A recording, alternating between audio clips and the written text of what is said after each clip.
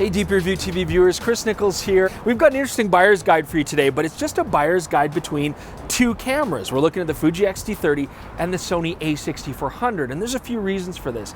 First off, as much as we have all these new exciting full-frame cameras coming out, and it's nice to look at those, this is still where the vast majority of people are looking to buy a camera, in this mid-priced, mirrorless kind of market.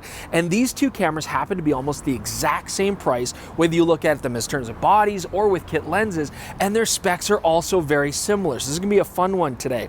I also want to point out that on DPReview.com, you're gonna have two brand new full reviews for these two cameras very shortly. So it's a timely look at these two exciting cameras. Is this a lawn ornament place, or is this the most eclectic graveyard known for people who deify lighthouses, puppy dogs, wizards, gnomes, and firemen, in that order? I'm not sure. Anyways, I'm going to use this interesting backdrop to talk about our first topic here, handling between these two cameras. First off, the physical dimensions. I mean, the Sony body is absolutely shorter from top to bottom. It doesn't have this big hump on top, but the Fuji is thinner this way through the body because it doesn't have this big bump here on the front. So it's all about hump and bump here, which, by the way, was actually Jordan and I's first B-Boy album.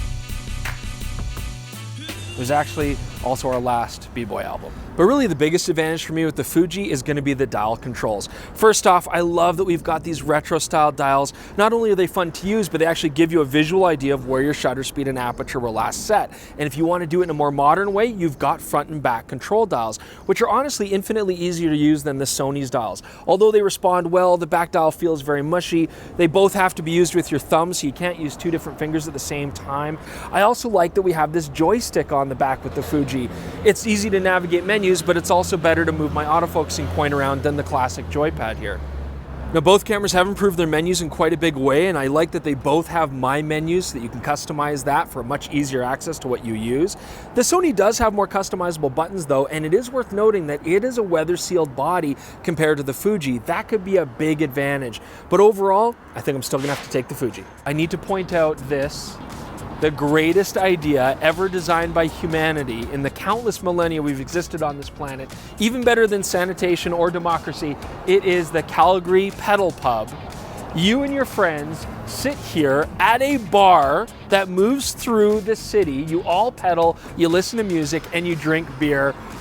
We need to get on this thing. I'm definitely gonna try to arrange a review from this thing. Sounds great, doesn't it, Jordan? Let's do it. It's amazing.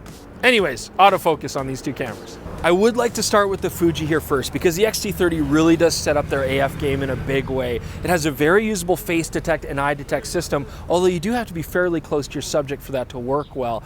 And it does have subject tracking, but it still is plagued by what a lot of other manufacturers are plagued by. A lack of stickiness, slow response. So it is a big step up. But the real winner is going to be the Sony a6400. I mean, this is the best autofocusing system I've ever used on an APS-C camera. First off, Sony's incorporated a lot of new technology and a lot of machine learning techniques to make this autofocus as tenacious as possible. But my favorite thing is the real-time tracking because of just how simple and intuitive it is. And I think that's really going to translate well for both beginner and experienced photographers alike. I put a square on the subject and it tracks it so effectively. If it sees an eye or a face, it'll automatically switch to that. If it doesn't see that, it'll continue to track your subject intelligently. And so the a6400 takes all the worry out of the equation when you're trying to get that high hit rate photos in focus. Now, when it comes to video autofocus, Fuji has again stepped up their game in a big way, and we get nice video results if you customize it heavily for the situation.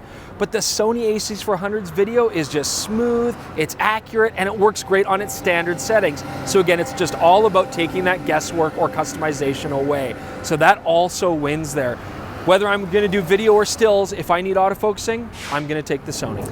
So from this busy street corner, I'm now going to talk about image quality on these two cameras. Color first. Sony's gotten a bad rap for having poor color, but I feel that they have improved that quite a bit. In JPEG mode though, you still have a lot of different color profiles, but they're boring. Nobody uses them, they're no fun. And on top of that, you still don't have RAW support where you can process those RAW files in camera. Now the Fuji, great color, nice vibrancy, you've got all those film simulation modes, and it's a lot of fun. And I can process those RAWs in camera as well. So if I get a shot and I want to see what it looks like as Pro Neg or as Acros, I can do that very quickly and easily. Now when it comes to technology, the Fuji sensor is newer. Gives you a couple more megapixels, which in reality doesn't make much difference, but on a brochure might sway people more towards the Fuji line. The Fuji sensor also has faster readouts. You get less rolling shutter, a benefit in the rare situations where you might use silent shutter, especially for the sports and action mode, or if you're doing video. But the Sony, even though it has an older sensor, does give you slightly better low light performance. And I will say that the software out there for processing RAW files tends to work a little bit better with the Sony RAWs than what you might get out of the X-Trans sensor on the Fuji. In the end, we're gonna call this a tie, but it's really gonna come down to whether you want slightly better RAW performance and image quality out of the Sony, or that great color and ease of use out of the Fuji. You decide. All right, so lenses are such a big part of any photographic experience, and this is going to be a hard win for the Fuji. I mean, they have just the most extensive APS-C lineup of lenses. And not only that, but their lenses are very good and actually excellent value for the dollar. Not much is overpriced or ridiculous. Sony, on the other hand, have really ignored their APS-C. The one saving grace for the Sony lineup is that Sigma actually makes some really nice lenses if you're into primes that are sharp, compact, and reasonably priced. Fuji, nobody seems to make lenses for them when it comes to third party. That might be, again, because they already have an extensive lineup of lenses that are very good optically and very well priced. So I'm going to take the Fuji. So the interface between the human eye and what the camera sees is such an integral part of photography, so displays are coming next. Now Fuji does have a slightly higher resolution LCD on the back. They both have actually very similar touch capabilities. The Fuji does have this customizable swipe option. You can swipe on the screen. It does add more customization, but I find it very inconsistent to use. I've never liked it. However, the big advantage is still going to go to the Sony here, because first off, the Sony tilt screen does tilt fully up, and the Fuji tilt screen cannot do that for vlogging or selfies. Also, the EVF magnification on the a6400 is higher. It's just nicer to look through and compose with, and so I think that is a distinct advantage in photography. The win goes to the Sony, so that's what I'm going to take. Video time with Jordan. And you know, typically I wouldn't put Fuji in the running against a Sony camera, but they've made huge strides in the last couple of years. Sony still has a bit of an edge in terms of the design though. We've got this fully articulating screen, so you can see yourself while you're shooting. Related to that, we've also got unlimited record time, even if you're shooting 4K, where Fuji caps you at 10 minutes with 4K and 15 minutes if you're shooting 1080p. Sony also has a full 3.5mm mic jack, so you can just plug mics right in. Fuji has the smaller 2.5mm mic jack, so you're probably going to need adapters.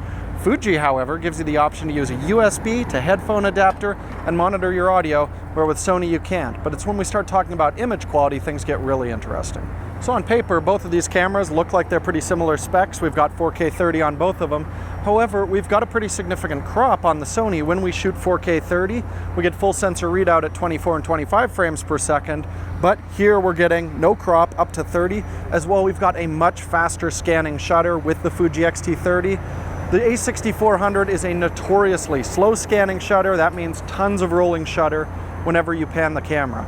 As well, we've got a higher data rate on the Fuji X-T30, and you can kick this out to get 10-bit if you record it externally into something like an Atomos Ninja 5. I like some of the functionality on the Sony, but for me, picture quality is the most important, so I would take the Fuji X-T30. So if you're shopping for a camera, it's really going to come down to what is most important for your kind of photography, because both of these cameras have distinct advantages depending on what you need. Now, if we tally up all the categories, it looks like the Fuji's the winner, but honestly, these are very close. This is probably the nearest match of any two cameras that I have seen in a long, long time. I mean, the Fuji does give you advantages when it comes to color and image quality. I do like that if you're a landscape shooter and you want vibrancy, or a portrait photographer and you want better skin tones, the Fuji is going to give you that in an easier way. And let's be honest, it is by far a sexier looking camera. That's important too when you want to walk around with a camera and have something that you're going to have a lot of pride and really covet as a camera. However, if I'm thinking with my head, I feel that the Sony does give me a lot of benefits. If the files are in focus, that's a huge priority for me. I mean, the Sony files are easy to work with in RAW. I might not love the color out of the box, but I can tweak it afterwards to get it looking exactly the way I want it to look. But we want to know which of these two cameras you think is the better choice, so debate that below in the comment section or on DPReview's forums. I know you will. Also, don't forget, subscribe to our Instagram and Twitter channels, and please subscribe to this channel. Now, if you need more information on these two excellent cameras, we have first impression videos on this YouTube channel as well. Check those out. Otherwise, thanks so much for joining us. See you soon.